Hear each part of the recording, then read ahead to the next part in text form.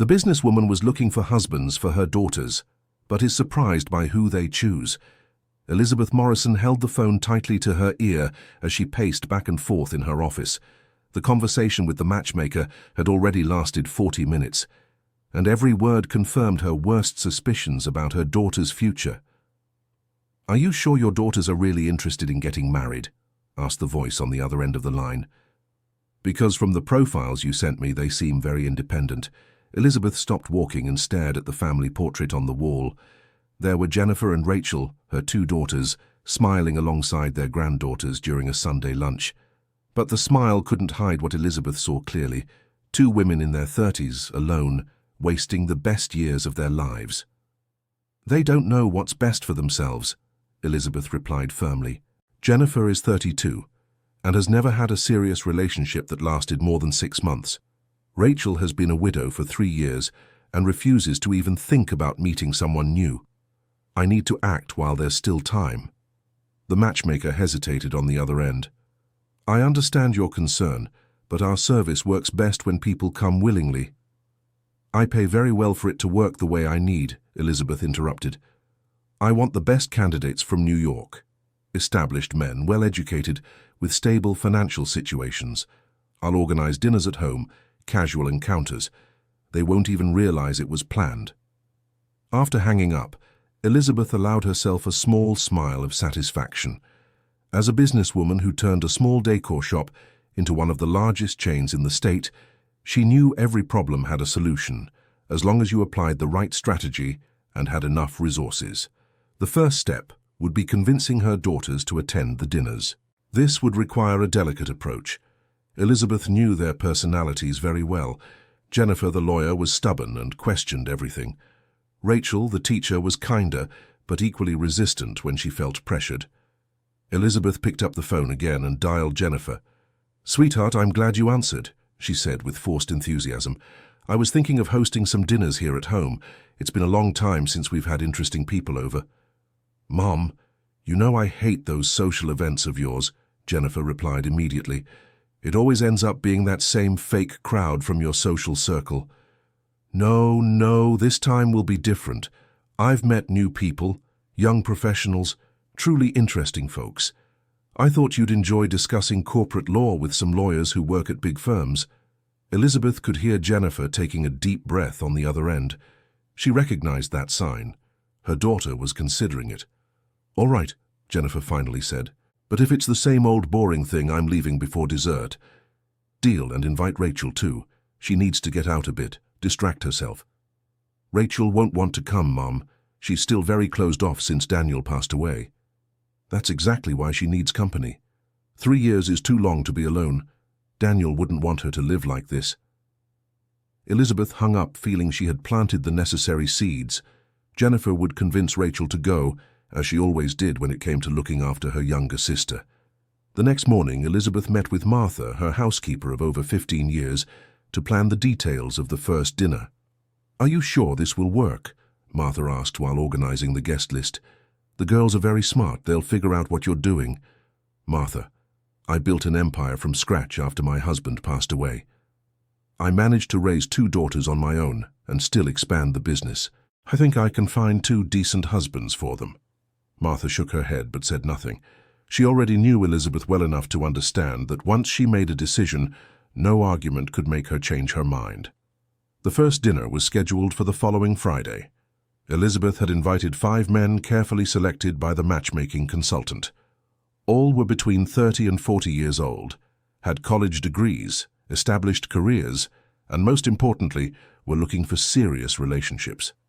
Dear listener, if you're enjoying the story, please take a moment to like and especially subscribe to the channel. It really helps us who are just starting out. Now continuing. Dr. Marcus Bradford, a plastic surgeon, arrived promptly at 8 in the evening. Tall, well-dressed, with that confident air Elizabeth associated with professional success. Next came Robert Patterson, owner of a construction company, William Thompson, financial consultant, Christopher Anderson, civil engineer, and lastly, Matthew Harrison, district attorney. Elizabeth had chosen each one with her daughter's profiles in mind. Dr. Marcus and William for Jennifer, who had always shown interest in intellectually challenging men, Robert, Christopher, and Matthew for Rachel, whom Elizabeth thought would feel more comfortable with more practical and straightforward types. Jennifer arrived first, 20 minutes late, wearing a black blazer she made sure to wear whenever she wanted to intimidate someone. Elizabeth knew her too well not to notice that her daughter had already come with her defenses up. "Where is everyone?" asked Jennifer, looking around the empty room. "They're on the patio, getting to know each other," replied Elizabeth, trying to sound casual. "You look beautiful, dear." Rachel appeared at the door just then, wearing a simple but elegant light blue dress. Elizabeth noticed she had made an effort to dress up, which was a good sign. Since becoming a widow, Rachel had practically abandoned any vanity. "Are the girls with the babysitter?" asked Elizabeth, referring to her granddaughters, Emily and Olivia, Rachel's daughters. "Yes, they are. I managed to convince Jessica to stay with them until later," replied Rachel, still nervously watching the activity on the patio. When the three women joined the group, Elizabeth closely observed the reactions. Dr. Marcus immediately approached Jennifer, striking up a conversation about a legal case he had seen in the news. Robert tried to get Rachel's attention by commenting on how well decorated the house was. During dinner, Elizabeth positioned herself strategically at the head of the table, where she could observe all the interactions. Initially, everything seemed to be going as planned. Conversations flowed, the men appeared interested and polite, but Elizabeth knew her daughters too well not to notice the signs of trouble. Jennifer maintained a polite smile, but her body was tense. Rachel answered questions courteously but distantly. The situation began to unravel when Dr. Marcus, perhaps encouraged by the wine, started expressing his opinions about women in law. "Of course, women can be excellent lawyers," he said, cutting his meat with exaggerated gestures. "But let's face it, in some areas of law, clients prefer to be represented by men. It's a matter of credibility." Elizabeth saw Jennifer's jaw tighten. It was the same movement she made as a child, seconds before exploding in anger. "Interesting," said Jennifer, slowly setting down her fork. "And what research did you base that conclusion on?" Dr. Marcus laughed, completely unaware of the danger. "No research needed. It's common sense. Imagine a man accused of rape being defended by a woman. It doesn't make sense." "It doesn't make sense," repeated Jennifer, rising from her chair, "because men like you believe women are incapable of separating emotion from professionalism.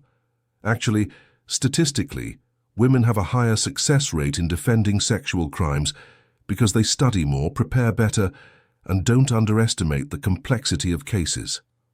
The silence at the table was deafening. Elizabeth felt the blood rush to her face.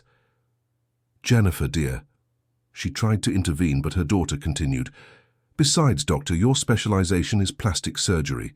Curious how men who spend their days inflating breasts and sucking fat feel qualified to comment on criminal law." Dr. Marcus turned red. "Listen here, young lady." "Doctor," Jennifer corrected dryly. "Doctor of law. And I believe dinner is over for you." Elizabeth had never felt so embarrassed in her life. Dr. Marcus left, slamming the door, muttering curses. The other men were embarrassed, unsure how to react. Rachel looked at her plate, clearly wishing to be anywhere else. "Jennifer, how could you—" began Elizabeth. "How could I what, Mother? Defend my profession from an ignorant sexist? Sorry if that disrupted your little play." "What little play?" "I just wanted to organize a dinner for you to meet interesting people." Jennifer laughed bitterly. "Interesting people? Mother, you hired a matchmaking service, didn't you? Did you think I wouldn't notice 5 single men in the right age range showing up out of nowhere at your house?" Elizabeth opened and closed her mouth several times, unable to formulate a convincing response. "I just want the best for you," she said finally. "The best for us, or for your social reputation?" Jennifer retorted. "You care more about what your friends will think of your single daughters than about our happiness." Rachel, who had remained silent until then, stood up gently. "Mother, I'm going home. The girls must be waiting," she said in a tired voice. "Thank you for dinner." "Rachel, wait." But both daughters were already grabbing their purses. Elizabeth was left alone in the dining room with 3 embarrassed men who didn't know whether to stay or leave. "Gentlemen, "I apologize for what happened," said Elizabeth with forced dignity. "I think it's best we end the night here." After everyone had left, Elizabeth sat alone in the living room, looking at the still full plates and half-empty wine glasses. Martha appeared silently and began clearing the dishes. "Would you like me to save the leftovers?" she asked. "You can throw them away," replied Elizabeth, feeling defeated. "Everything. You can't give up like this," said Martha gently. "The girls will understand that you only want to help." "They're right, Martha. I went too far." "Perhaps, but it's not wrong to want to see your daughters happy. You just need to find a better way to do it." Elizabeth spent the entire weekend thinking about the dinner disaster. On Monday, she called the matchmaking consultant to cancel the second meeting. "Maybe it's better to wait a while," said the woman. "Let things cool down." "No," replied Elizabeth with renewed determination. "Let's continue, but this time I'll be more subtle. I need different men, less arrogant." "Do you have any specific profile in mind?" Elizabeth thought about Jennifer's words about sexism and Rachel's reaction throughout the dinner. Sensitive men, intelligent but without that air of superiority, and most importantly, who respect independent women. On Tuesday, Elizabeth called her daughters, one at a time. To Jennifer, she apologized for the embarrassment and admitted she had gone too far. To Rachel, she was more careful, asking about her granddaughters and casually mentioning that she would like to have another dinner, more informal this time. "Mother, I don't know," said Rachel hesitantly.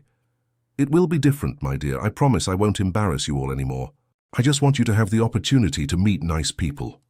Rachel sighed on the other end of the line. "All right, but only if Jennifer is going too, and no formal introductions or elaborate dinners, something more casual." Elizabeth agreed to all the conditions. At least they had given her a second chance.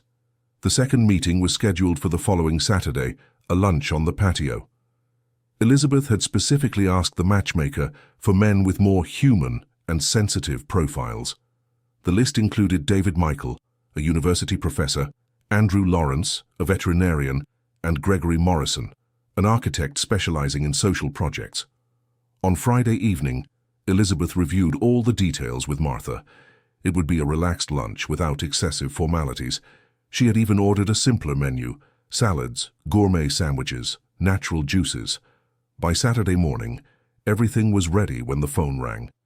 "Mrs. Elizabeth?" It was a male voice she didn't recognize. "Yes." "This is Nathan from the ride-sharing company. Did you order a car to pick someone up at the airport?" Elizabeth looked at the clock. There were still 2 hours until lunch, and no one was coming by plane.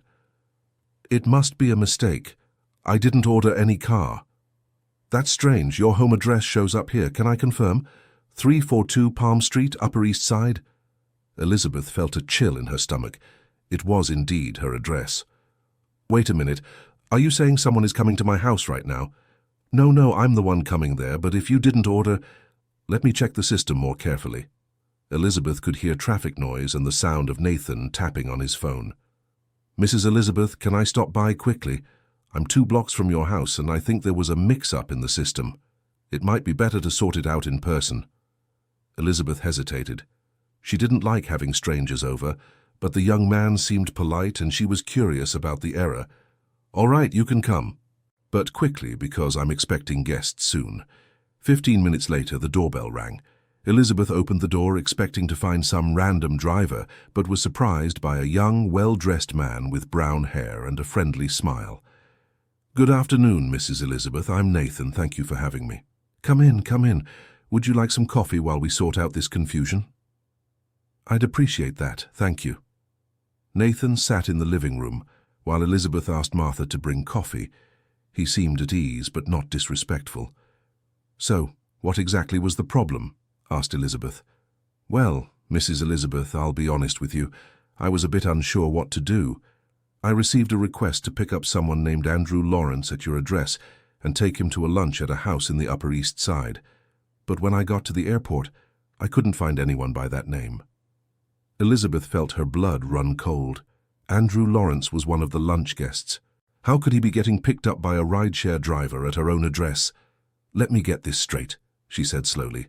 You received a ride to pick up Andrew Lawrence at my house and take him to a lunch at my own house? Nathan laughed. Yeah, that's exactly what I thought. That's why I decided to come clarify. It must have been some confusion when entering the address. Elizabeth was starting to understand. Andrew Lawrence must have gotten mixed up when requesting the car, putting the destination address as the pickup point. Actually, that makes sense, she said. Andrew should be arriving here soon for lunch. He must have messed up with the app. Oh, I see. That happens all the time. People put in the wrong address and then get lost. At that moment, the doorbell rang again. Elizabeth went to answer and found a tall, blonde man wearing a suit and carrying a small travel bag. Mrs. Elizabeth, I'm Andrew Lawrence. Sorry for the delay, my flight was late and I had an issue with the driver. Exactly, said Elizabeth, laughing at the situation. The driver is here in the room. You can sort this out now. Andrew entered and greeted Nathan, who quickly explained the mix-up. As they sorted out the details, Elizabeth observed Nathan more closely. He had a natural way with people, patient and good-humored, unlike the men she usually met in the social circles she frequented.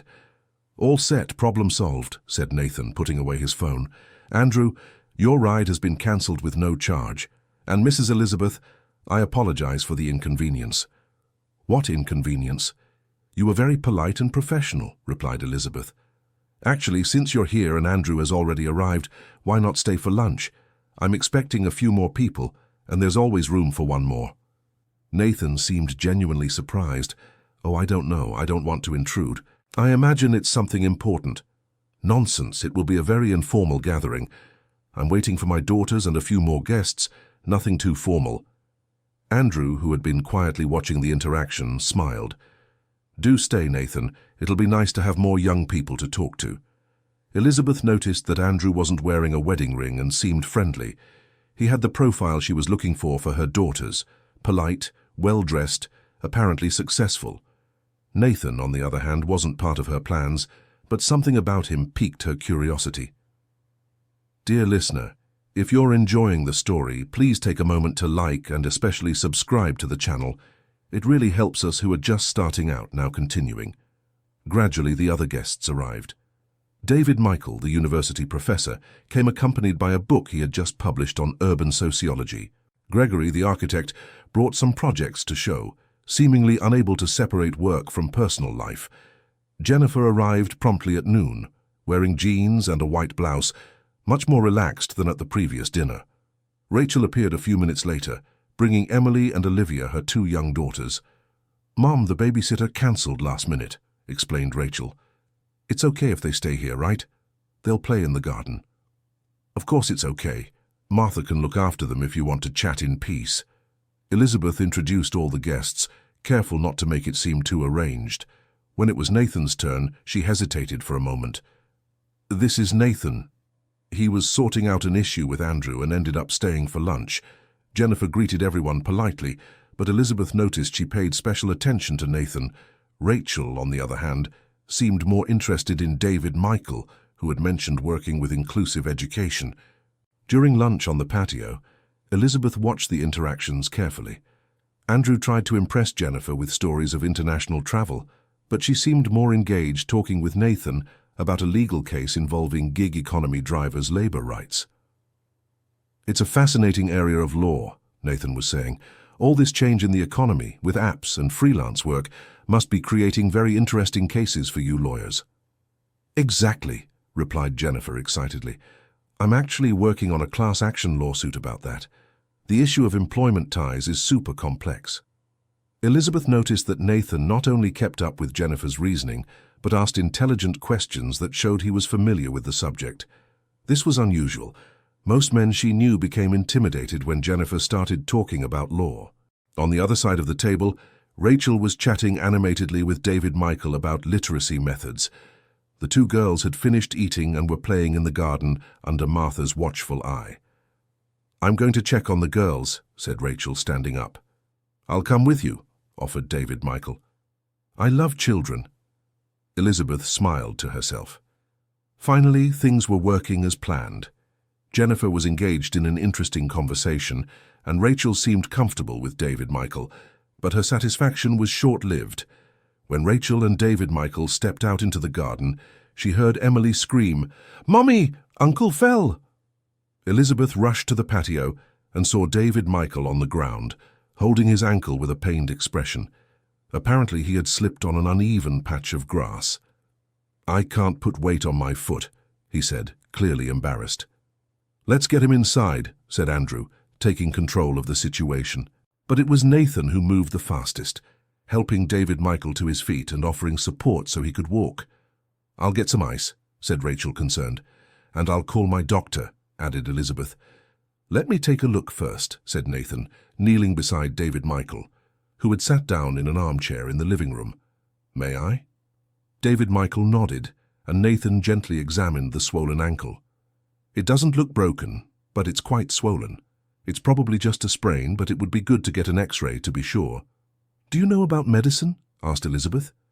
Nathan blushed slightly. "Not exactly, but I've sprained my ankle a few times playing soccer, and my father was a nurse. I learned a few things from him." Elizabeth was impressed with Nathan's natural ease and care. Andrew, who had introduced himself as a veterinarian, stood by watching, unsure how to help.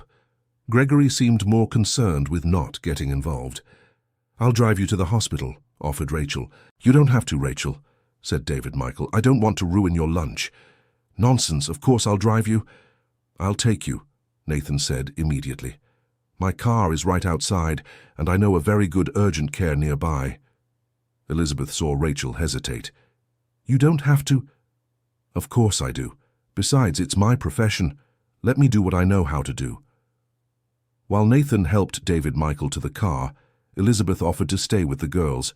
Jennifer also wanted to go along, claiming she could be helpful if there were any bureaucratic matters at the hospital. Andrew and Gregory, realizing lunch was over, politely said their goodbyes. Elizabeth was left alone with her granddaughters, thinking about the turn of events. 6-year-old Emily came running up to her. "Grandma, the guy who drove the car is so cool. He played airplane with me while we waited for Uncle."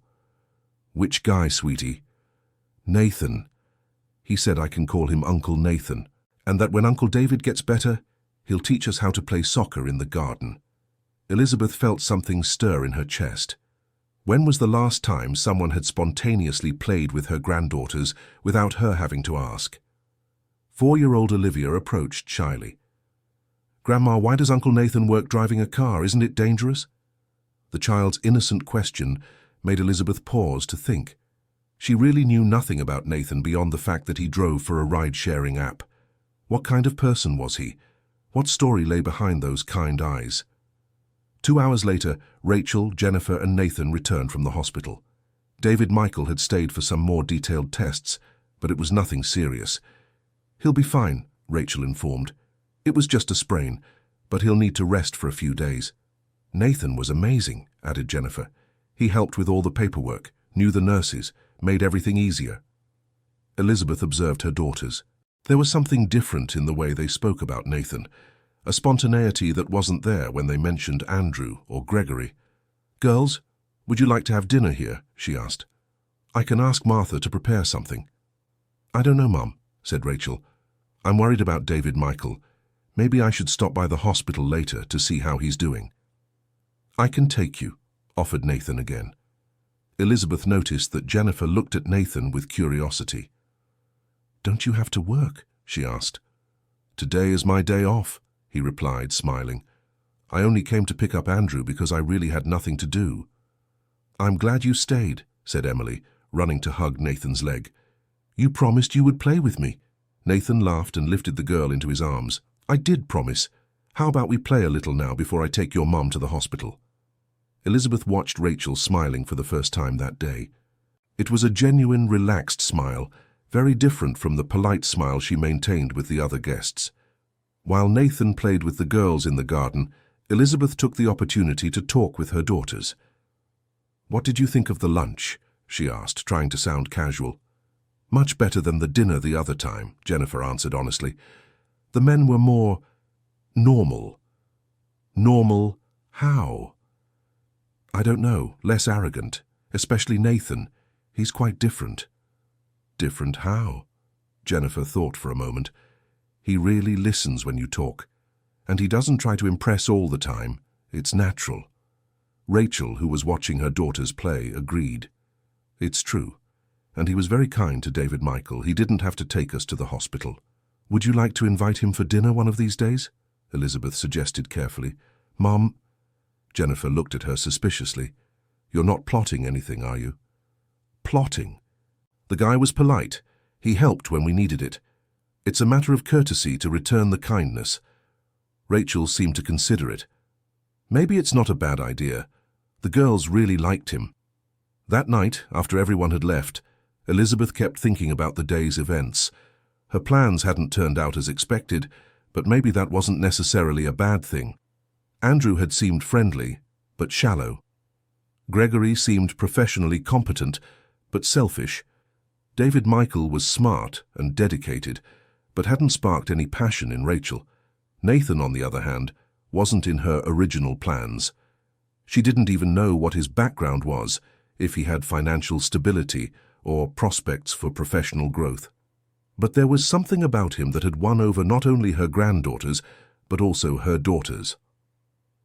On Monday morning, Elizabeth decided to do a little investigating. She discreetly called David Michael to see how he was, and in the process asked what he thought of Nathan. I thought he was a really cool guy, said David Michael. He stayed at the hospital until I finished all the tests, even though he didn't know me. And you can tell he's smart. He asks interesting questions. Do you know anything about him? Profession? Family? We talked a bit while we waited. He told me he has a degree in engineering, but he's been driving for an app after losing his job in the last crisis. He seems like an honest person, you know. He's not ashamed of the work he's doing. Elizabeth was surprised. An engineer.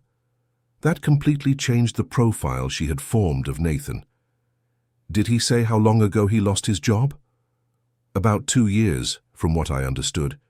He said it was tough at first, but now he's managing to get back on his feet. He even mentioned that he's studying for some public sector exams in his field. After hanging up, Elizabeth became thoughtful. An engineer who had lost his job and was now working as a driver to get by, but hadn't given up on rebuilding his career. There was something admirable about that. Later, Rachel called to say that she had visited David Michael again and that he was recovering well. Nathan showed up there too, she said. I brought some engineering books I thought David Michael might like. How thoughtful, right? Elizabeth agreed, but her mind was racing. Why was Nathan bringing books for David Michael? Was it just kindness or was there something more? On Wednesday, Elizabeth made a decision. She called Nathan directly. Mrs. Elizabeth? He answered, surprised. Hi, Nathan. I hope you don't mind. I got your number from Rachel. I wanted to invite you to dinner here at our house on Saturday. The girls asked about you. Oh, how nice. I'd love to see the girls again, but are you sure? I don't want to cause any trouble. What trouble? It'll be a very simple dinner, just family. And you can bring someone if you'd like. No, thank you. I live alone. On Saturday, Nathan arrived punctually, bringing a simple but pretty bouquet of flowers and a small gift for each of the girls, 2 children's storybooks. You didn't have to, said Rachel, clearly touched by the gesture. I wanted to thank you for your hospitality, and the girls told me they really like stories. During dinner, Elizabeth watched Nathan interacting with the family. He talked naturally about various subjects, from child education with Rachel to work-related matters with Jennifer, but what stood out most was how he paid attention to the girls, including them in the conversation respectfully. Uncle Nathan, said Emily during dinner, can you come to my birthday? It's next month. Rachel blushed. Emily, don't go asking for things like that. But I want him to come. He promised he'd teach soccer. Nathan smiled. If your mother allows it and I'm not working, I'd love to come. When is it? The 15th, Olivia answered excitedly. There's going to be chocolate cake. Elizabeth saw Rachel wrestling between the desire to accept and the prudence of not getting involved too quickly. We'll see closer to the date, she said diplomatically. After dinner, while the girls played in the living room, Elizabeth took the opportunity to speak alone with Nathan on the porch. Can I ask you a personal question? She said. Of course. David Michael told me you're an engineer. Isn't it difficult working as a driver? Nathan sighed, looking at the garden. At first it was very difficult, yes. Losing my job after 8 years at the same company was a shock, especially because I thought I'd be there for a long time. What happened? Cost cutting. They laid off half the engineering team. I was one of the youngest, so I was one of the first to go. Elizabeth nodded, recognizing the hardship that so many families had faced during the economic crisis. And now? Now I'm rebuilding.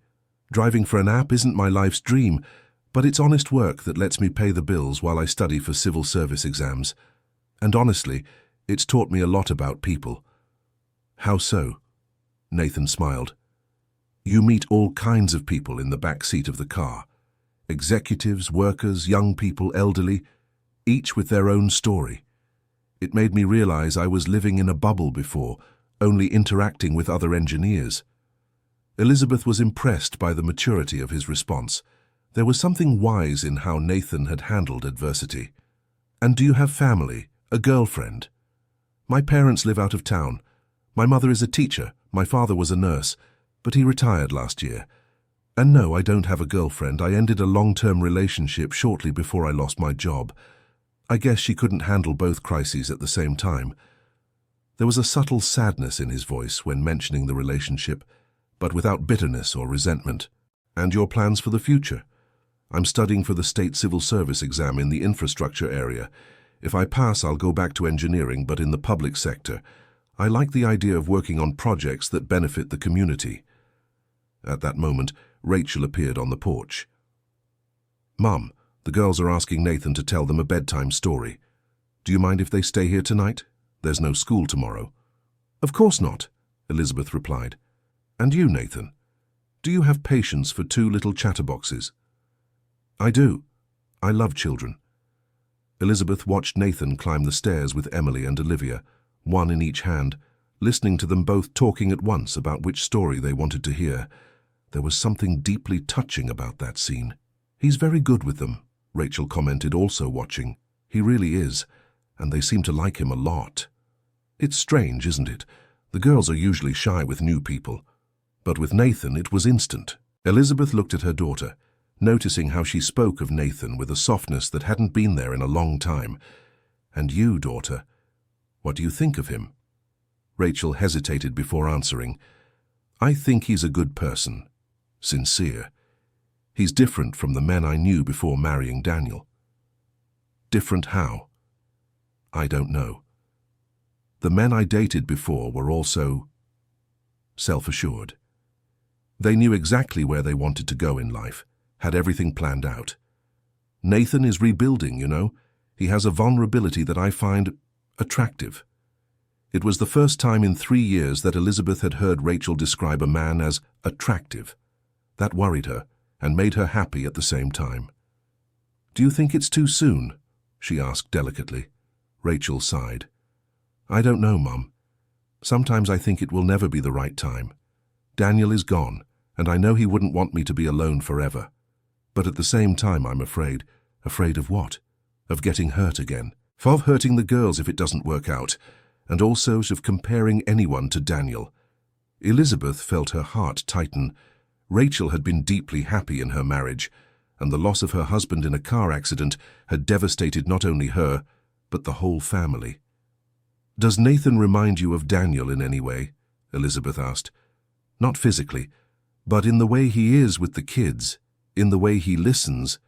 Daniel had that patience too, that genuine kindness. At that moment, they heard the girls' laughter coming from the room. Clearly Nathan was a hit as a storyteller. Maybe it's a sign, Elizabeth said softly. Of what? That you can be happy again. Different, but happy. Rachel smiled sadly. You've changed, Mom. Before you only talked about financial stability, social status. Now you're talking about happiness. Elizabeth paused to think. Rachel was right. Since when had she started valuing a person's character more than their bank account? Maybe seeing you two alone has made me rethink some things, she admitted. And maybe getting to know Nathan has reminded me that there are more important things than money. 40 minutes later, Nathan came down the stairs with a tired smile. I managed to get them to sleep, but it wasn't easy. Emily wanted 3 more stories, and Olivia insisted that I had to sing too. "You sang?" Rachel asked, amused. "I tried," he said, laughing. "I think they fell asleep more out of pity than tiredness." Elizabeth offered coffee, and the 3 of them sat in the living room. The conversation flowed naturally about various topics: education, work, family, future prospects. "Can I ask a question?" Nathan said, addressing Elizabeth. "Why have you been so kind to me? Not that I don't like it, but it's not common to meet families this welcoming." Elizabeth exchanged a look with Rachel. "Honestly, at first I was trying to set up my daughters with boyfriends. I arranged a few dates, invited some men. It was a complete disaster." Nathan laughed. "And now I'm learning that the right people show up when you least expect it, and that sometimes happiness comes from places you'd never think to look." It was almost midnight when Nathan said goodbye. Elizabeth and Rachel stayed in the living room talking a little longer. "Mom, can I ask you something?" "Of course." "Do you really approve of Nathan, even though he doesn't have the stability you always said was important?" Elizabeth thought carefully before answering. "My dear, I spent my whole life believing that financial security was the most important thing in a relationship. I married your father because he was a good provider, had a thriving business, could give me a comfortable life." "And you weren't happy with Dad?" "I was happy, yes, but not in the way I could have been. Your father was a good man, but we never had the closeness, the true partnership that I see between you and Daniel, for example." Rachel was surprised. Her mother rarely spoke about her relationship with her father. "I never knew that, because I only realized it myself after he passed away. And then I started watching you 2 grow up, saw your marriage with Daniel, saw your happiness, and I understood that I had taught you the wrong thing." "What do you mean?" "I always told you to look for successful men, financially stable with good prospects, but I never taught you to look for men who knew how to truly love, who were companions, who were present fathers." Rachel held her mother's hand. "But you always wanted what was best for us." "I did, but in the wrong way. And when Daniel passed away and I saw you devastated, I understood that what you had was far more valuable than any bank account." "Is that why you changed your mind about Nathan?" Elizabeth nodded. "He may not have the financial stability I always prioritized, but he has something more important. He has character, he has kindness, he has the ability to make you happy, and most importantly, the girls instantly adored him. That doesn't happen by chance." Rachel smiled, her eyes glistening. "Thank you, Mom, for understanding, for changing. Thank you for teaching me that it's never too late to learn." That night, Elizabeth fell asleep, thinking about how surprising life could be. She had started the week with a clear and defined plan, but was ending it with the certainty that the best plans were those that life itself took care of writing. The following Monday, Jennifer called Elizabeth early in the morning. "Mom, do you have Nathan's number?" she asked without preamble. "Yes, I do." "Why?" "I wanted to talk to him about that lawsuit involving the app-based drivers. He mentioned some interesting points on Saturday, and I wanted to know if he'd be willing to be a witness in the case." Elizabeth smiled. She knew Jennifer well enough to know that her daughter didn't need any witness. She was perfectly capable of handling the lawsuit on her own. But it was a perfect excuse to call Nathan. "I'll text it to you," said Elizabeth. "Thank you. And Mom, do you think it would be appropriate to invite him to lunch? To discuss the case, of course." "Of course it would be appropriate. You can invite him here if you want." No, I was thinking of a restaurant, something more professional." Elizabeth laughed after hanging up. Jennifer was clearly interested in Nathan, but trying to rationalize the interest as something professional. 2 hours later, Rachel also called. "Mom, do you think it would be weird if I invited Nathan to go to the park with the girls this weekend?" she asked. "Why would it be weird?" "I don't know. Maybe it's too soon to involve him so much in the girls' routine." "My dear, you're adults. If you think he's a good influence on the girls and you feel good about his company, why not? It's just, I don't want him to think I'm being too forward." "Are you worried about what he'll think about your feelings?" Rachel was silent for a moment. "Maybe. Want some advice? Stop overthinking. If you feel good together, Enjoy it. Life is too short to create problems where there are none. In the afternoon, Elizabeth received an unexpected call from Nathan himself. "Mrs. Elizabeth, good afternoon. I hope you don't find me too bold, but I wanted to ask you a question." "Go ahead." "Jennifer called me to discuss a legal case and invited me to lunch, and Rachel asked me to go to the park with the girls on Saturday. I loved both invitations, but I don't want to cause any confusion between them." Elizabeth was touched by his thoughtfulness. It was rare to find someone so careful with other people's feelings. "What kind of confusion do you imagine?" "Well, I don't know if they know that one invited the other, and I don't want either of them to feel uncomfortable." "Nathan, can I give you some advice? Accept both invitations. If there's any problem, let the girls work it out between themselves. They're adults." "Are you sure? I don't want to create any problems in the family." "I'm sure. And, Nathan, thank you for worrying about this. It shows the kind of person you are." After hanging up, Elizabeth kept thinking about the situation. Her two daughters were interested in the same man, but in completely different ways. Jennifer seemed attracted to Nathan's intelligence and values. Rachel was being won over by his kindness and the way he treated the girls. Would it be a problem?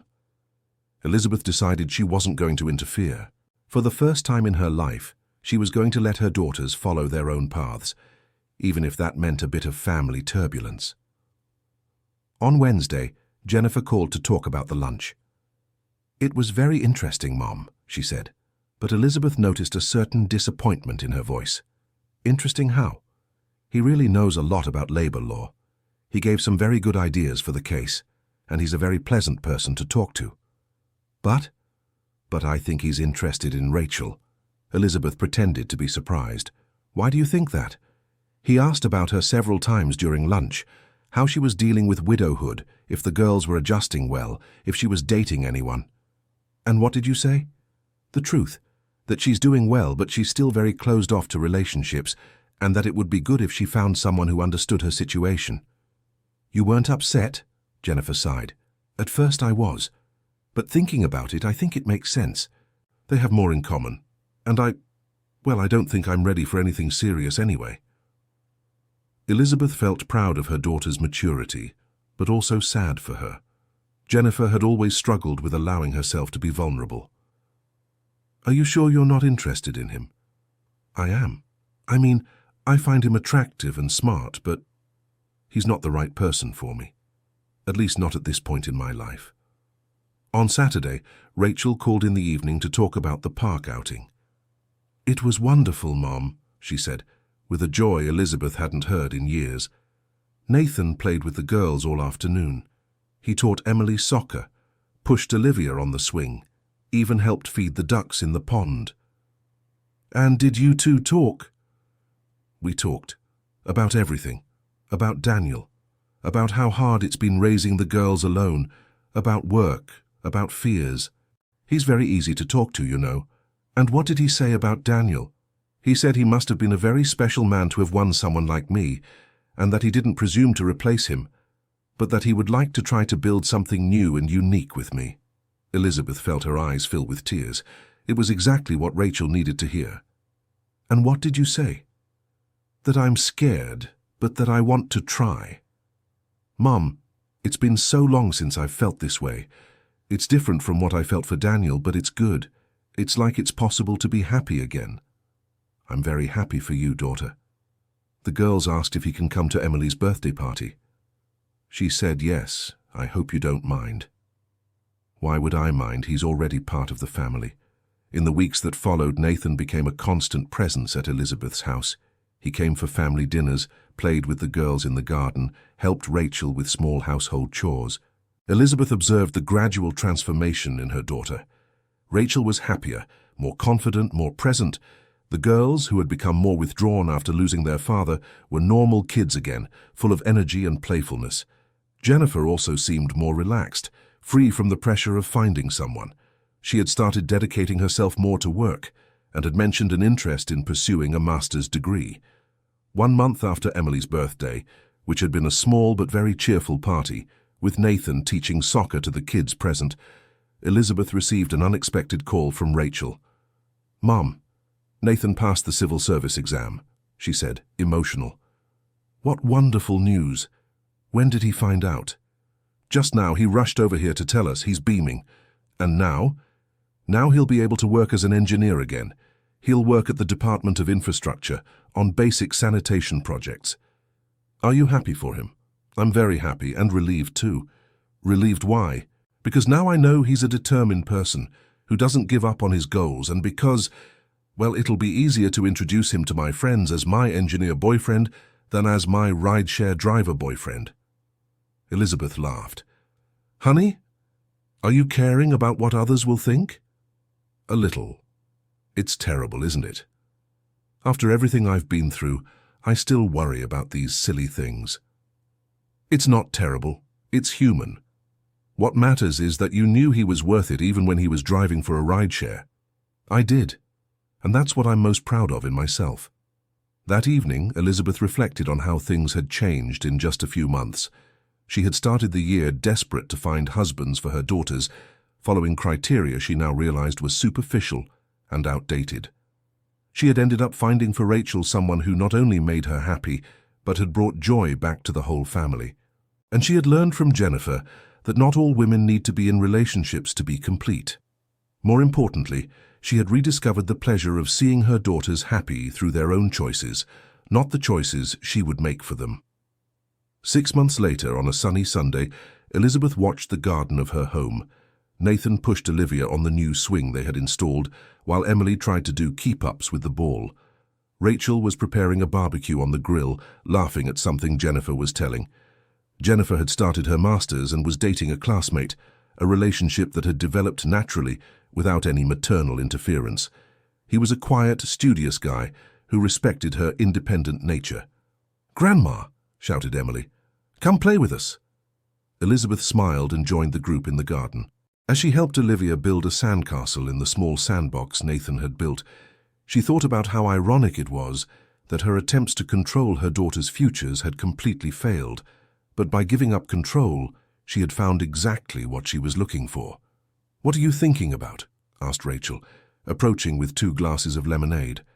"I'm thinking that you two taught me a very important lesson about love." "What lesson?" "That it can't be planned, bought, or arranged. It just happens when we're ready to receive it." Rachel held her mother's hand. "And you, Mom? Don't you think about finding someone for yourself too?" Elizabeth looked around at her family. Happy daughters, granddaughters playing, a son-in-law who had become like a son. Your home was filled with love and joy. "Maybe one day," she said, smiling. "But for now, I'm complete like this. I've learned that happiness doesn't only come from romantic relationships. It comes from genuine connections with the people we love." Nathan approached, carrying Olivia in his arms. "Mrs. Elizabeth, may I speak with you for a moment?" he asked, with a more serious tone. "Of course." They stepped away from the group slightly. "I wanted to ask for your blessing," he said, nervous. "My blessing for what?" "To ask Rachel to marry me. I know it hasn't been very long, but I'm sure of my feelings, and I think she is too." Elizabeth felt her heart tighten with emotion. "Are you sure you're ready to be the girl's stepfather?" "I am. In fact, I already feel like their stepfather, and they've kind of adopted me already." Elizabeth looked at Rachel, who was watching her daughters play with a serene smile on her face. "You make her happy," she said simply, "and that's all that matters to me. So, do I have your blessing?" "You have my blessing and my gratitude for bringing joy back to my daughter and my granddaughters." That night, after everyone had left, Elizabeth sat in her favorite armchair in the living room, looking at the family photos scattered around the furniture. There were photos from all the important moments: graduations, weddings, births, birthdays. Soon there would be a new photo to add to the collection, a new wedding, a new beginning, a new chance at happiness. She picked up the phone and called her friend Margaret, who had been one of the first to criticize her attempts to set her daughters up with boyfriends. "Margaret, guess what?" "What?" "Rachel is getting married again." "How wonderful. To whom?" "One of those men you were introducing her to." Elizabeth laughed. "No, to a young man who showed up here by chance, a rideshare driver who became an engineer." What do you mean became an engineer? It's a long story, but the important thing is that she's happy, truly happy. And Jennifer? Jennifer found someone too, on her own, without any help from me. Elizabeth, you seem different, more at peace. I really am. I've learned to trust my daughters, and I've learned that true love always finds a way to happen, even when we're not looking. After hanging up, Elizabeth walked to the balcony and looked at the garden lit by the moonlight. Tomorrow, Nathan would come to mow the lawn. He had insisted on taking care of the garden as a way to help, even after getting his new job. The following week, Rachel would call excitedly to say she had said yes to the marriage proposal.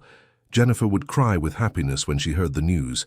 The girls would jump for joy when they found out Nathan would officially be their new dad, and Elizabeth would finally understand that her mission as a mother had never been to find husbands for her daughters. Her mission had been to teach them to recognize true love when it appeared. Now, watching the stars in the clear sky, she felt she had successfully fulfilled that mission, not in the way she had planned, but in the way that truly mattered. 3 months later, in an intimate ceremony in her garden, Elizabeth watched Rachel get married again. The bride was radiant, wearing a simple yet elegant dress. Emily and Olivia were bridesmaids, carrying small bouquets and smiling at all the guests. Nathan, at the makeshift altar under the large garden tree, wept quietly with emotion. Beside him, David Michael, who had become a great friend, served as the best man. Jennifer, as the maid of honor, held her mother's hand during the ceremony. "Thank you, Mom," she whispered. "For what?" "For letting life happen, for letting us find our own path." Elizabeth squeezed her daughter's hand, watching Rachel and Nathan exchange simple but profound vows. They promised love, companionship, patience, and dedication to the girls. When the officiant declared the couple husband and wife, Emily and Olivia ran to hug their parents. It was a moment of pure joy, without excessive formalities, just genuine love. During the following celebration, a relaxed garden lunch, Elizabeth observed her expanded family. There were relatives, some close friends, Nathan's parents who had come from the countryside, and even some rideshare driver colleagues who had become his close friends. It was an unusual mix of people, but everyone connected naturally, united by the genuine happiness of seeing Rachel and Nathan happy. "Mrs. Elizabeth," said Nathan's father, approaching her, "I wanted to thank you for welcoming my son into the family. I know it wasn't easy when he was going through hard times." "On the contrary," Elizabeth replied, "he brought joy to our family at a time when we really needed it. He tells me you've changed a lot since you met." "I have indeed. I learned that the most important things in life can't be planned or bought.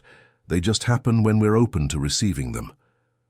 Later, as the party was winding down and guests began to say their goodbyes, Elizabeth sat on the porch with Jennifer, watching Rachel, Nathan, and the girls gather the toys scattered across the garden. "Do you think Dad would approve?" Jennifer asked. "I think so. Your father always wanted you to be happy, and just look how happy she is." "And you, Mom, are you happy?" Elizabeth smiled, watching Olivia trying to teach Nathan a dance she had learned at school. "I'm happier than I've been in years, not just because you're all doing well, but because I finally understand my role as a mother." "What role?" "It's not to control your futures. It's to support you as you build your own futures. It's to be here when you need me, but to let you be free to make your own choices." "Was it hard to learn that?" Elizabeth laughed. "Very hard. I spent 60 years thinking I knew what was best for everyone. Discovering I was wrong was humbling. But it was also liberating." "How so liberating?" "Because now I don't have to carry the burden of trying to control everything. I can simply enjoy your company and hope for your happiness." That night, after the newlyweds left for a simple but romantic honeymoon at a mountain inn, taking the girls along because they insisted on being part of the family trip, Elizabeth sat in her quiet living room. For the first time in months, the house was completely empty, but instead of feeling lonely, Elizabeth felt fulfilled. There was a difference between being alone and being lonely, and she had learned to appreciate that difference. She picked up a book she was reading but couldn't concentrate. Her mind wandered over the transformations of the past year, from a controlling businesswoman to an understanding mother. From a woman who prioritized social status to someone who valued authentic connections. The phone rang, interrupting her thoughts. "Elizabeth?" It was Margaret's voice. "Hi, friend. I wanted to know how the wedding went. I saw the photos you sent. How beautiful. It was perfect. Small, intimate, full of true love. And now, will you miss having the family around all the time?" "I'll miss them, of course, but they live nearby and I know I'll see them often. Besides, I think it's good to have some time for myself." "You've changed a lot, Elizabeth. You used to feel desperate when you were alone." "I have indeed. I learned that being alone doesn't mean being abandoned. It means having space to think, to grow, to discover who I am beyond being a mother and a businesswoman." After hanging up, Elizabeth walked through the quiet house. Every room held memories of her daughter's childhoods, of family dinners, of her granddaughter's playtimes. But now she also had the prospect of new, happy moments ahead. The following week, she returned to work with renewed energy. Her employees noticed she was more relaxed, more open to suggestions, less controlling. During a meeting about company expansion, her financial manager suggested a partnership with a cooperative of former inmates who produced handmade furniture. "It's a risk," he said. "They don't have a delivery track record, but their work is very good, and it would be a way to help with social reintegration." The Elizabeth of 6 months earlier would have rejected the idea immediately. Too risky, too uncertain. But the Elizabeth of now thought of Nathan, how he had rebuilt himself after losing his job, how an opportunity could change someone's life. "Let's do a pilot partnership," she decided. "Let's give them a chance to show what they can do." The partnership turned out to be an extraordinary success.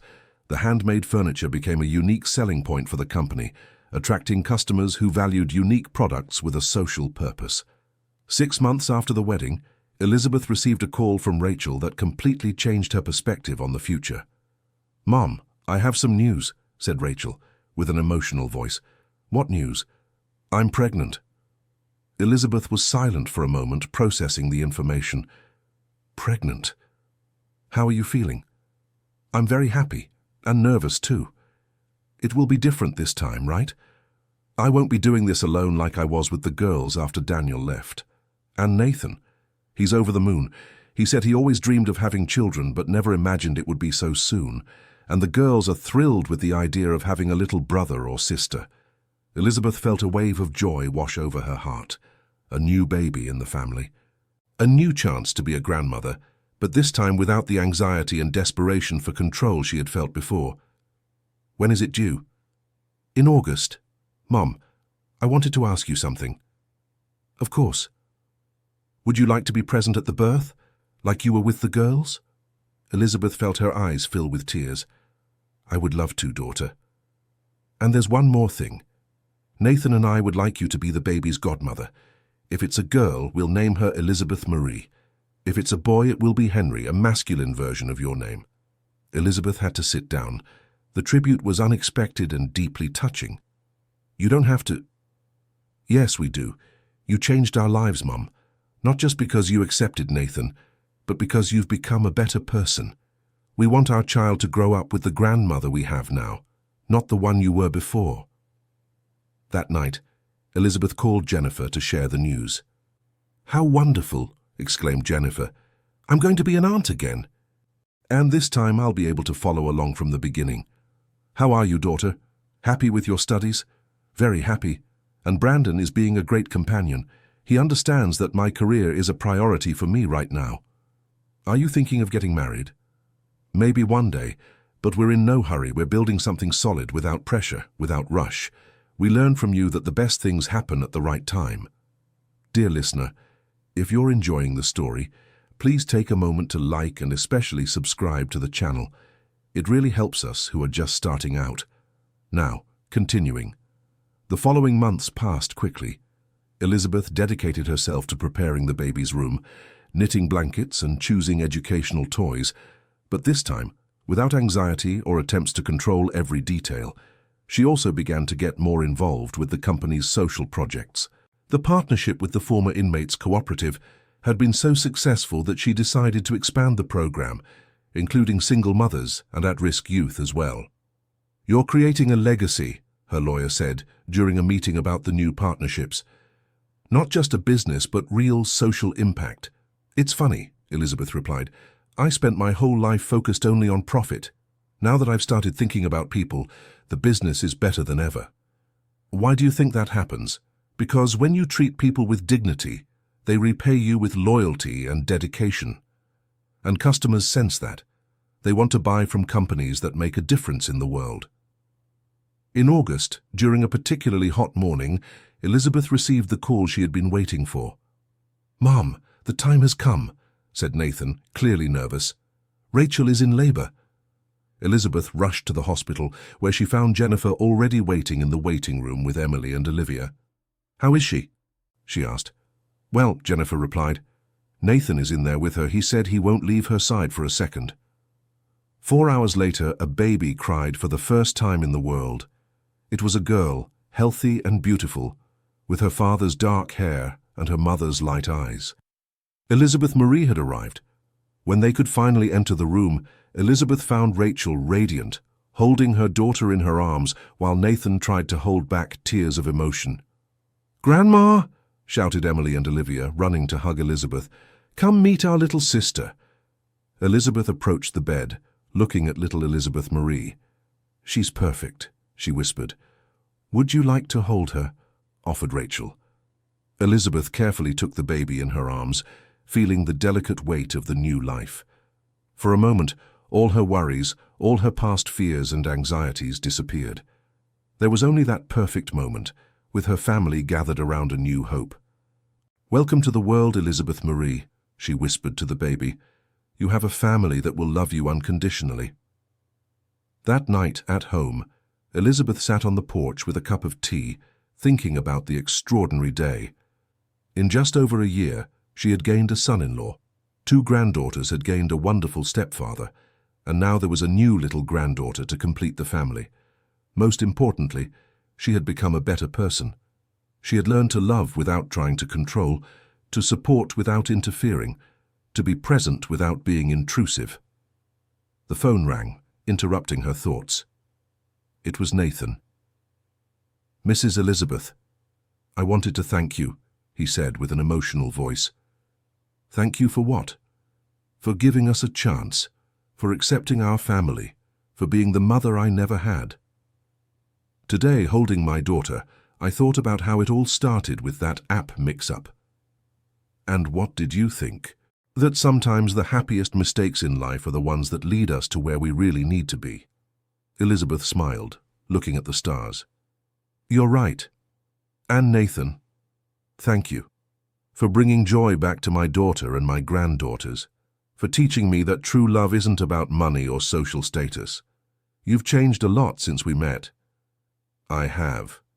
You taught me that it's never too late to grow as a person." After hanging up, Elizabeth stayed on the porch a little longer, savoring the tranquility of the night. Tomorrow she would return to the hospital to visit the new little granddaughter. On the weekend, the whole family would gather for the first Sunday lunch with the new member. There was much to be grateful for. Happy daughters, healthy granddaughters, a son-in-law who had become like a son, a new little granddaughter to love and spoil. But perhaps what made her happiest was the certainty that she had found her true role in the family, not as the controlling matriarch who tried to direct everyone's lives, but as the solid foundation that offered unconditional love and support. 1 year after Elizabeth Marie's birth, the family gathered to celebrate the baby's first birthday. It was a sunny Sunday and the garden was decorated with pink balloons and festive banners. Elizabeth watched the scene from the top of the porch.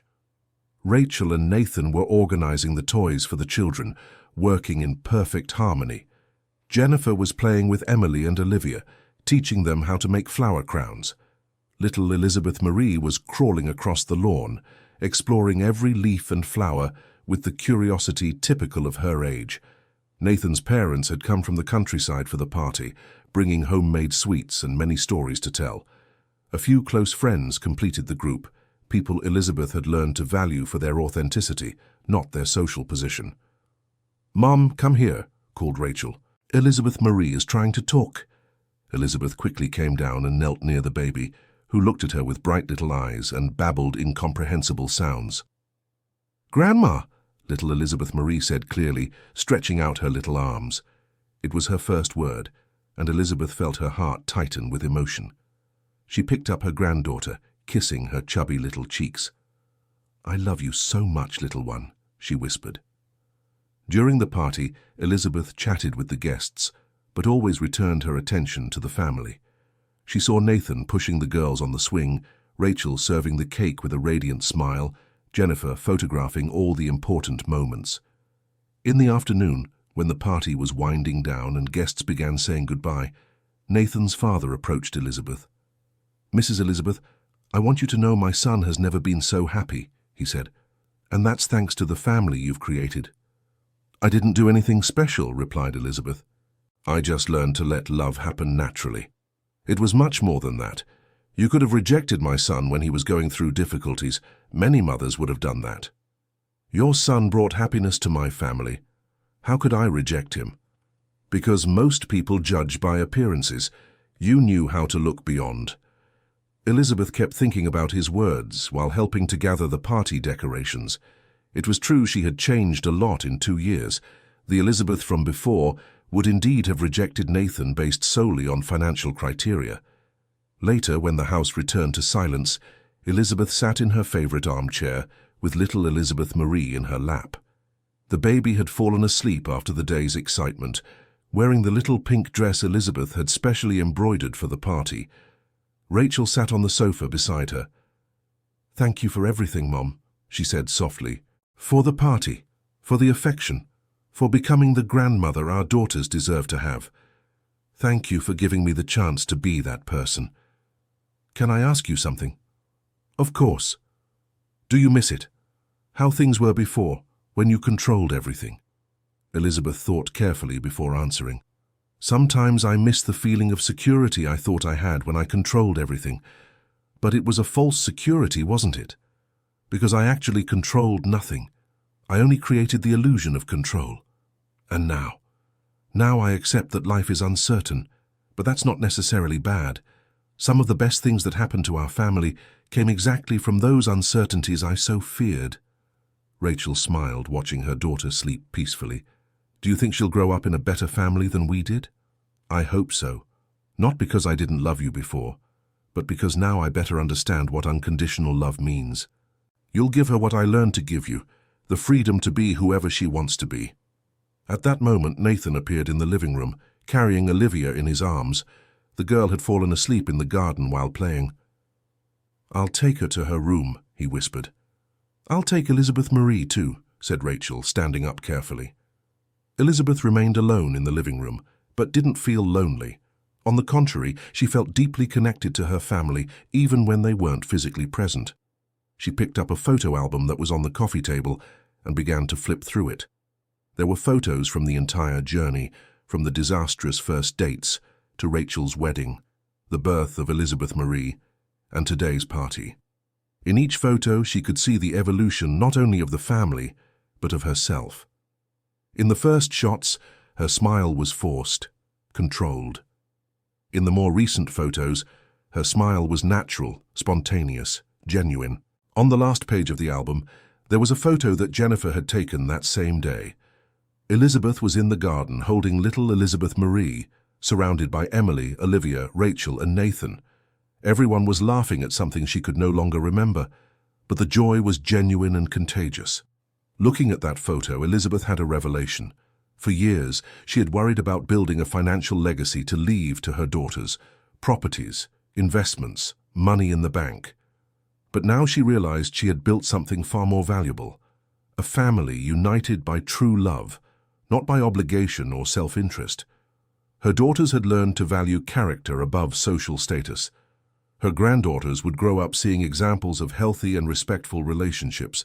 Little Elizabeth Marie would be raised in an atmosphere of unconditional love and acceptance. This was a legacy that no amount of money could buy. 2 years later, Elizabeth celebrated her 65th birthday at a party she organized herself. Not a lavish party like the ones she used to throw, but an intimate gathering in the home garden with the people who truly mattered.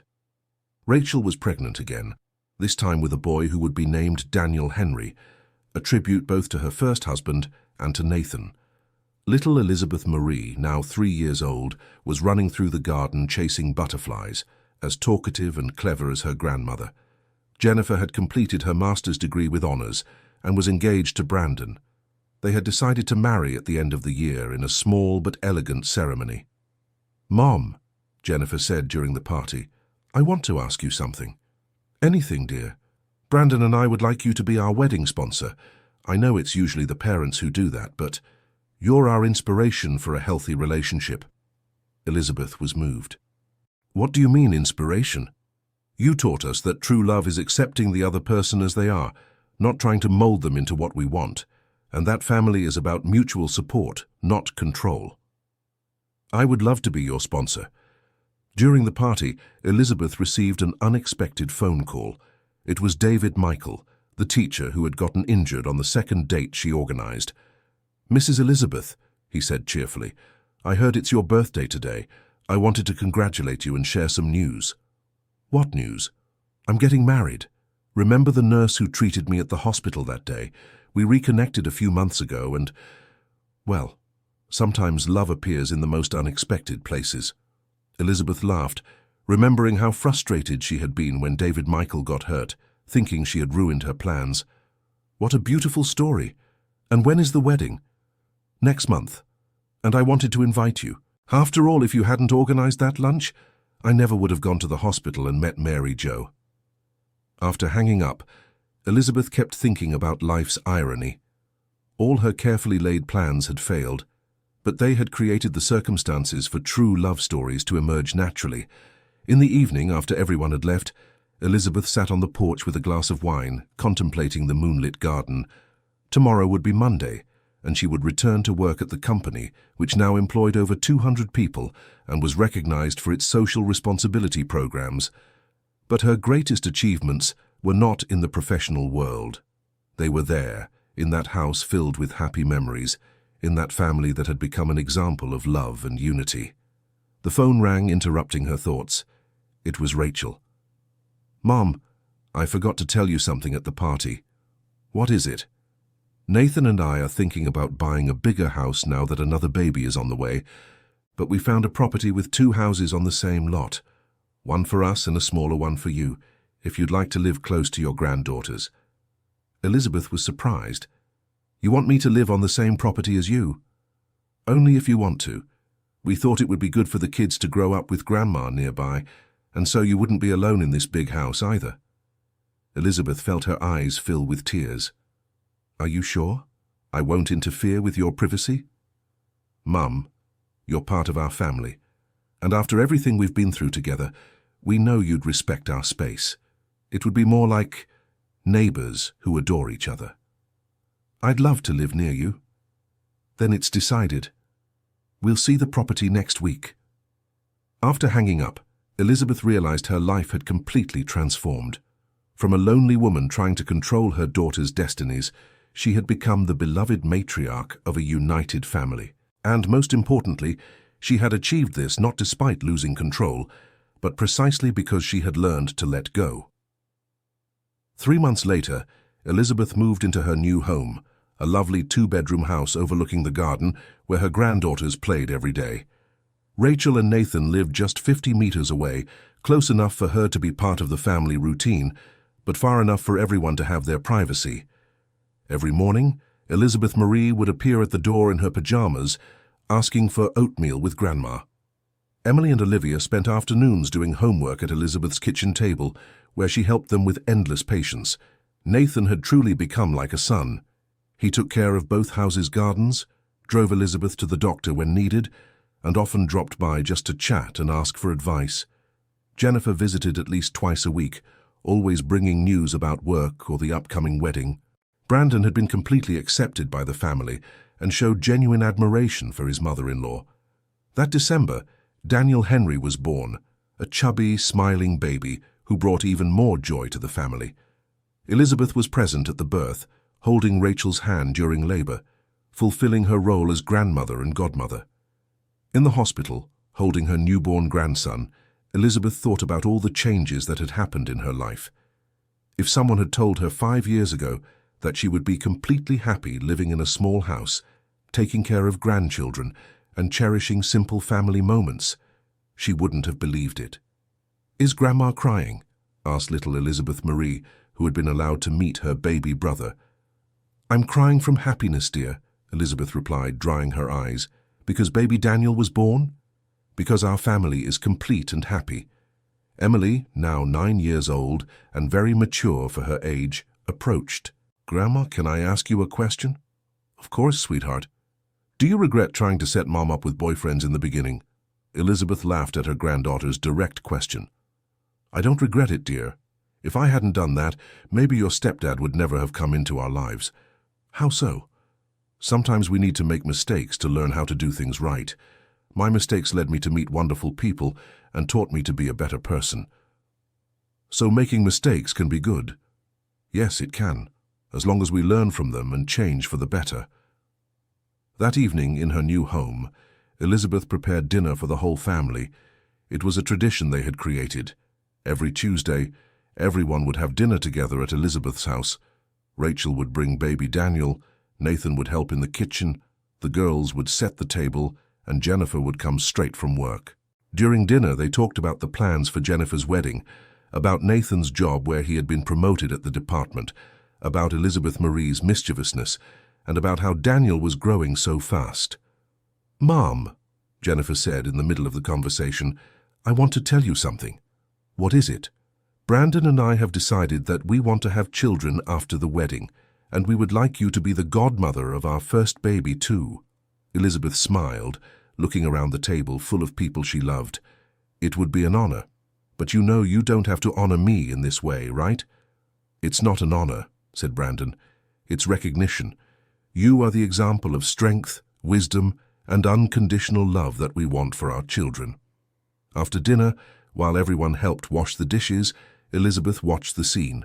Nathan drying the plates while playing with Elizabeth Marie, Rachel nursing Daniel on the couch, Emily and Olivia competing to see who could put away more glasses in the cabinet, Jennifer and Brandon talking quietly about the wedding preparations. It was a scene of simple domestic happiness, but deeply meaningful. There was no glamour, no ostentation, nothing to impress strangers. But there was genuine love, mutual respect, and the tranquility of people who knew they could count on each other. 5 years ago, Elizabeth would have found that scene boring. Now she realized it was real life, the life that truly mattered. At the end of December, Jennifer got married in a beautiful ceremony in the garden of the neighborhood church. Elizabeth cried with emotion, seeing her most independent daughter finally find someone who complemented her perfectly. Brandon had proven to be a patient, intelligent man, deeply respectful of Jennifer's strong personality. They formed a partnership based on mutual admiration and shared goals. During the reception, which took place in a small but elegant hall, Elizabeth danced with Nathan, whom she had officially adopted as a son of her heart. "Mrs. Elizabeth," he said as they danced to a slow song, "I want you to know that you changed my life." "How so?" "Not just for accepting me into the family, but for showing me a model of family that I had never known. My parents were always so busy with work and survival. I never saw this kind of unity, this mutual support.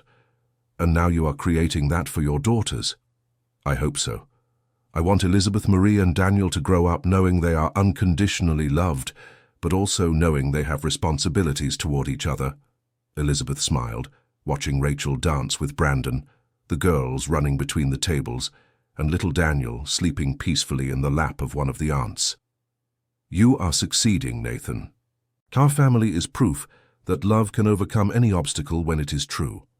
6 months after Jennifer's wedding, Elizabeth received news that deeply moved her. The company she had founded decades ago was recognized with a national award for social responsibility for its inclusion and income generation programs for people in vulnerable situations. During the award ceremony in New York, Elizabeth took the stage to receive the trophy. In her speech, she did not talk about business strategies or management methods. She talked about people. "This award is not mine," she said to the audience of business people and journalists. "It belongs to all the people who believed it is possible to do business with purpose. It belongs to the former inmates who got a second chance and proved their worth. It belongs to the single mothers who found dignity through work. It belongs to the at-risk youth who discovered they have unique talents.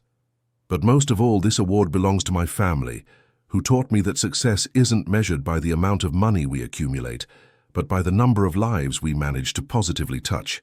In the audience, Rachel, Nathan, Jennifer, and Brandon were applauding proudly. The granddaughters had stayed home with a babysitter, but Elizabeth knew that one day they would understand the importance of that moment. After the ceremony, during the celebration dinner, a young journalist approached Elizabeth. "Mrs. Elizabeth, could you explain how a successful businesswoman decides to turn her company into a social organization?" Elizabeth thought about the question. "I didn't turn my company into a social organization," she replied. "I turned myself into a better person, and that naturally reflected in my business." "How so?" "For years I focused only on profits, expansion, competition. But life taught me that when you treat people with dignity and offer real growth opportunities, financial results come as a consequence." "Was it a planned strategy?" Elizabeth laughed. "It was a strategy of life. Sometimes we need to be broken to be rebuilt better." That night at the hotel in New York, Elizabeth called home to tell her granddaughters about the award. "Grandma won a trophy," shouted Elizabeth Marie on the phone. "I did, sweetheart. A very special trophy." "Why did you win?" "For learning how to help other people and for having a wonderful family that teaches me every day to be better." "Will you bring the trophy for us to see?" "Yes, I will. And do you know where I'll keep it?" "In the living room with the family photos, because without you this award wouldn't exist." A year later, Elizabeth was preparing Sunday lunch when she received an unexpected visit. It was Dr. Marcus, the plastic surgeon who had been thrown out of the first disastrous dinner years ago. "Mrs. Elizabeth," he said, clearly embarrassed, "I hope you don't mind my visit." "Of course not. Please come in. I came here to apologize for my behavior at that dinner and to thank you." "Thank you for what?" "For showing me how arrogant and sexist I was. After that night, I spent a long time thinking about Jennifer's words, and I decided to seek help to change." Elizabeth was surprised. "Psychological help?" "Yes. I spent 2 years in therapy, working on my prejudices and my need to feel superior, and now I'm here to say I've become a better person." "I'm happy for you. And there's more. I met an amazing woman in the therapy group, a lawyer like your daughter. We're getting married next month." Elizabeth smiled. "What wonderful news. She taught me that healthy relationships are based on respect and partnership, not domination, and I wanted Jennifer to know that her harsh words that day were necessary and helped me grow." When Dr. Marcus left, Elizabeth kept thinking about the conversation. It was impressive how small moments could have such lasting impacts on people's lives. During the family lunch, she told everyone about the visit. "What a crazy thing," said Jennifer. "I don't even remember exactly what I said to him that night." "You were harsh but fair," said Elizabeth, "and apparently it was exactly what he needed to hear." "It's funny how things connect, isn't it?" commented Nathan. "If that night hadn't been a disaster, maybe we would never have met." "That's true," agreed Rachel. "Sometimes the worst moments end up being necessary for the best ones to happen." Elizabeth Marie, now 4 years old and always attentive to adult conversations, raised her little hand. "Grandma, what's a disaster?" "It's when things don't go as we planned, sweetie." "And is that bad?" Elizabeth thought about her granddaughter's innocent question. "Sometimes it seems bad at the time, but then we find out it was good because it led us to even better places. Like when we get lost at the mall but find a new toy store," asked Emily. "Exactly like that," laughed Elizabeth. That afternoon, as she watched her granddaughters playing in the garden under Nathan's watchful eye and Rachel breastfed Daniel in the shade of the tree, Elizabeth reflected on the incredible journey her life had become. It had started as a successful but emotionally limited businesswoman, obsessed with control and social status. She had transformed into a fulfilled grandmother, owner of a socially purposeful company, and matriarch of a family united by true love. The most impressive thing was that all these transformations had begun with her failures in trying to control her daughter's destinies. Every mistake, every frustrated plan, every moment of humiliation had been a step toward becoming who she was now. At 67, Elizabeth had finally understood the difference between being important and being meaningful. For decades, she had focused on being important, having status, money, power. Now, she knew she was meaningful. Her actions positively impacted the lives of real people.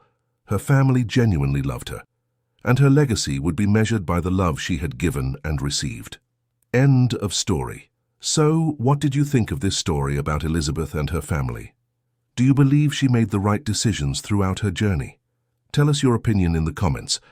We'd love to know what touched your heart the most. If this narrative sparked any reflection on family, love, or personal change, share it with us. Thank you for joining us on this exciting journey.